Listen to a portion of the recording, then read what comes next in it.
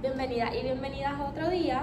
Este es otro episodio en el podcast Más allá del orden. Y mi nombre es Frañari Buxó y estoy con mis compañeras Joara Carrasquillo y Alaya Romero.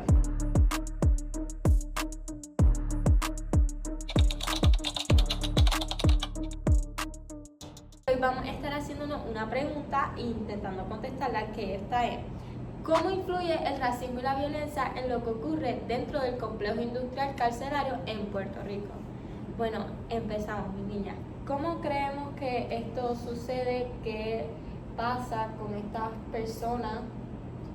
¿Verdad? Yo siento que es más un problema del sistema como tal. El mismo, pues, ¿verdad? Está diseñado con cierto favoritismo, ¿verdad? Favorece a lo que son ciertos grupos y deja de lado a otros.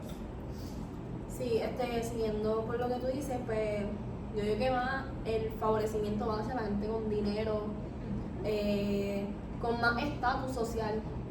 Entonces los que tienen más bajos recursos, pues son los más afectados. Okay. Que es lo que nos dejan ver realmente. Sí, porque al momento en que esto sucede, este favoritismo sucede y se pierde realmente la noción de la importancia de estas personas que están dentro de las cárceles, ¿verdad? Es que se termina, ¿verdad? Que no se hace este cambio o esta revisión de lo que realmente es importante para ellos y cómo se debe entonces curar o tratar este racismo o estas violencias que se cometen. Básicamente, ¿verdad? Las cárceles son como un sistema que, más allá de ser instituciones de castigo, son como que una red entre empresas privadas, el gobierno, corporaciones y, ¿verdad?, fuerzas políticas que buscan beneficiarse económicamente del encarcelamiento masivo, ¿verdad? Y es un encarcelamiento que al final del día no es neutral, casi siempre, ¿verdad? Como dijo la compañera, recae sobre lo que son personas, ¿verdad?, de las partes de las minorías, personas negras, personas latinas y personas pobres. Y yendo más allá, se conecta este sistema con el racismo estructural de Estados Unidos, la esclavitud, Black Codes, Jim Crow. Todo eso no desapareció, simplemente se transformó. Hoy la cárcel cumple ese rol de exclusión racial y social. Cuando miramos a Puerto Rico, vemos que muchas políticas penales y policiales vienen directamente del modelo estadounidense. Sí, esto conlleva que entonces este modelo de esclavitud o estas conductas esclavistas y violentas, en vez de ser menores o retroceder o que incluso paren, la están promocionando. Incluso en el sistema penal pasa mucho. Esto no es como que lo están esclavizando, pero los trabajos que mandan a hacerle a los reclusos muchas veces sí los ayuda porque tienen una rutina, entonces van poco a poco comprometiéndose y entonces los ayuda para cuando vayan a salir y puedan tener esta, ¿saben? Esta formación. Exacto. Ajá. Pero cuando se llega a un punto en el que este trabajo es más de lo que ellos pueden hacer o cuando terminan estando en un punto en el que no pueden más y como quiera el guardia de seguridad del penitenciario o incluso otra persona, otro recluso, lo obliga a seguir estando o seguir haciendo, pues entonces estas conductas vemos que no paran, siguen y se promocionan y se sigue y es un ciclo que no va a parar. Además, o sea, es que no es... Están buscando solamente castigar. Y a los reclusos, viéndolo desde otro punto de vista, hay que buscar formarlos para volverlos a introducir a la sociedad, ¿verdad? Cuando ellos cumplan esa sentencia.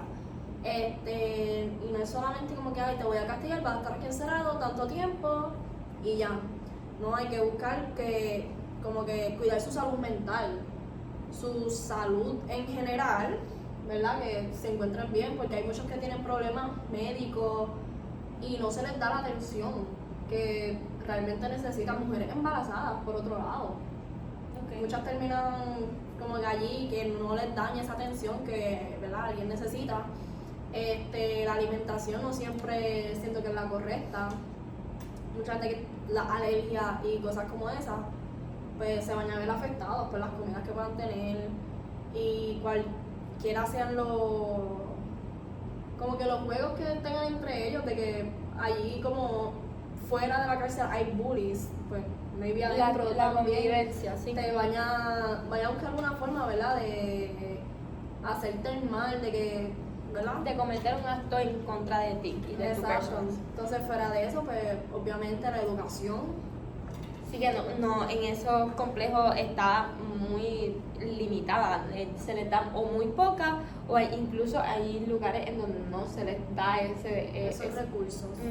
que terminan estando, estas personas no terminan aprendiendo. A lo mejor si es un caso de un joven que entra a muy temprana edad en este sistema penal, el joven si no tiene esta virtud de poder estudiar o de aprender, va a ser una persona que cuando termine de tener su sentencia no va a lograr convivir en la sociedad, porque en la sociedad la gente necesita esta pequeña educación, este monumento de poder aprender, de poder seguir. Sí, que no es aislarlo y dejarlo botado, como quien dice. Por eso es que muchos cuando salen, pues vuelven a las mismas raíces, porque no se les dio la ayuda que necesitan para volver a reincorporarse en la sociedad. Sí, porque también es un sistema que se enfoca más en castigar, ¿verdad? Y es un sistema que se conoce, ¿verdad?, que utiliza mucho lo que es la mano dura. Y pues en vez de enseñarles, educarlos como dijeron, pues es castigo, castigo, castigo. Y Sí, pues, la cero tolerancia. cero tolerancia.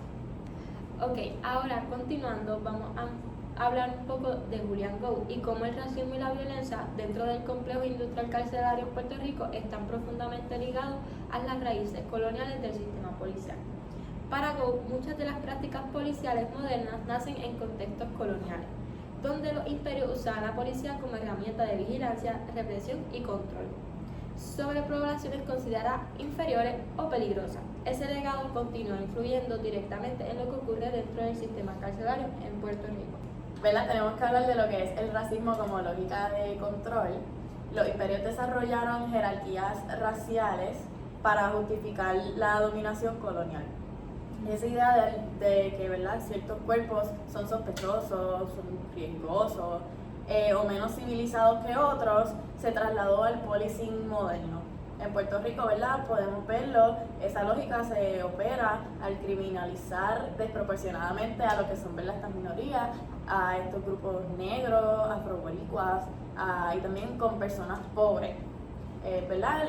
Lo que tenemos que ver es que el racismo no es un accidente, es una estructura que ya se lleva, ¿verdad?, heredando desde el colonialismo y se define, ¿verdad?, quién es vigilado, quién es detenido y quién es encarcelado.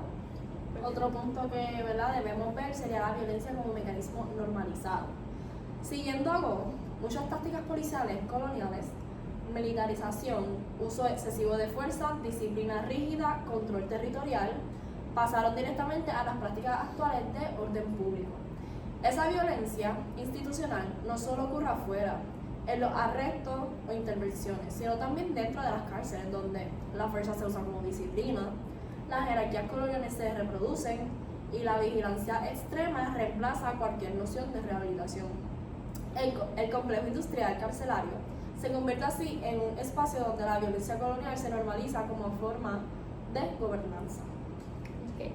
Otro punto que también nota Gow es la continuidad colonial en Puerto Rico. ¿Esto qué dice? Pues que en Puerto Rico sigue siendo un territorio no soberano, o sea que muchas prácticas policiales y carcelarias responden a directrices federales, modelos importados y estructuras coloniales más amplias. O sea, nos dejamos llevar mucho por lo que nos lleva y nos dice Estados Unidos.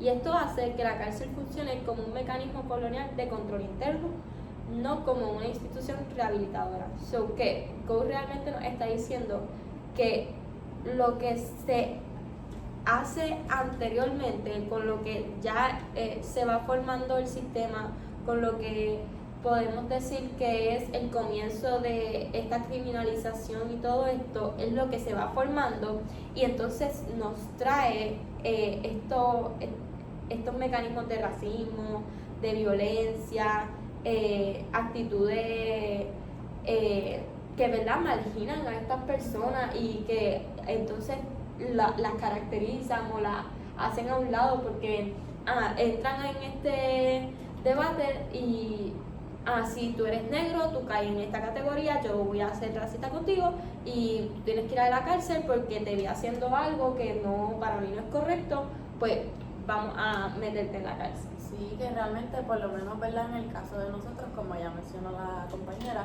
si queremos trabajar ese problema es más difícil por nuestra situación colonial, ¿verdad? Como que nosotros no tenemos ese control total de lo que podemos establecer, lo que podemos hacer, cómo podemos trabajar y pues se nos complica por dos, ¿verdad? Esa posibilidad de poder mejorar lo que es el sistema penal del país. Sí, porque realmente pues tenemos a alguien más arriba, más allá, que por más que aquí tengamos quien tome ciertas decisiones, nosotros como que tiene que pasar por Estados Unidos, porque ellos son los que al final del día nos dan la luz verde. Entonces creo que es bastante complicado hacer que ellos accedan a ese cambio para poder mejorar, ¿verdad? este problema que estamos teniendo aquí. Sí, porque no es realmente un fallo del sistema que suceda el racismo, que suceda la violencia, sino es una característica propia de un proyecto colonial que ya se había manejado y que ahora se ha transferido, se ha editado, ha pasado por 20 manos y no lo siguen dando y lo siguen naturalizando. Te lo disfrazan bien bonito, pero sigue ahí. Sí, lo está normalizan. hecho para ser así. Lo normalizan. Ya. Es como mismo lo dicen, como que en Estados Unidos sí se ve mucho el racismo, porque es algo que, ¿verdad? Se ve y se sabe Sí, que... por esto sale el movimiento de Black Lives Matter. Sí, pero entonces también por otro lado se dice que en Puerto Rico no hay racismo y eso es totalmente falso, porque con los mismos turistas que tenemos aquí se ve y Entre nosotros mismos, sí, que involuntariamente, como que accidentalmente, sin nosotros querer hacerlo, estamos siendo racistas. Porque volvemos todos a hemos sido racistas arraigados en con nuestra sociedad. Exacto, es algo que ya tiene una raíz y que lo seguimos normalizando. Exacto. Okay. Y ese es el problema mayor que tenemos, que hemos normalizado tantas cosas que están mal y no las vemos mal, pues por eso mismo de la normalización. Sí, porque lo utilizamos para controlar o vigilar o mantener o reprimir a estas minorías, a estas personas o sociedades que según nosotros o según, ¿verdad?, el grupo mayoritario pues no caen en su estándar, por ponerlo así. Bueno, queridos televidentes, gracias por estar con nosotros. Hemos llegado al final de este pequeño debate entre nosotras y bueno, unas pequeñas palabras, Joana, para tu conclusión de este tema. Bueno, desde mi perspectiva, el elemento colonial, como mencioné anteriormente, es clave para poder entender por qué estas desigualdades persisten, ¿verdad? Entender que no salen de la nada. La falta de control pleno sobre nuestras políticas penales nos limita la posibilidad de crear reformas más profundas, de crear unos cambios que, ¿verdad?, realmente funcionen y lleguen a la raíz del problema, que es lo que queremos llegar. Si las decisiones y prioridades responden a estructuras externas y no están en nosotros, las comunidades marginadas seguirán desprotegidas y la justicia, ¿verdad?, requiere que se reconozca y se enfrente lo que es esa dimensión social. Gracias por eso. Alaya, ¿tienes algo para decir de esto? Pues sí. Mi reflexión final es que las desigualdades que discutimos hoy no son accidentes del sistema, sino parte de su funcionamiento normal. Mientras la pobreza y la racialización continúen influyendo en quien es criminalizado y quien tiene acceso a una defensa justa, el sistema seguirá reproduciendo injusticia. Si queremos una verdadera transformación, tenemos que atender estas raíces estructurales. Por otro lado, lo más importante es recordar que detrás de cada estadística hay vidas reales afectadas. Las condiciones carcelarias, el trato de los acusados y la falta de servicios adecuados son reflejo de un sistema diseñado para castigar más que rehabilitar. Como futuros profesionales tenemos la responsabilidad de cuestionar, denunciar y proponer alternativas que pongan la dignidad humana al centro. Gracias, chicas, por sus aportaciones. En conjunto de todo esto, vemos que realmente el complejo industrial carcelario en Puerto Rico no solo refleja las desigualdades históricas, sino que activamente las reproduce, como ya habíamos mencionado anteriormente. Esperemos que este análisis haya sido de su agrado y contribuya mucho a la conversación que se tiene, ¿verdad?, entre sociedades, para que podamos tener este análisis de justicia y de derechos humanos en la isla o ya sea más allá. Así que gracias por acompañarnos, chicas, y Gracias. esperemos que todos tengan una linda tarde.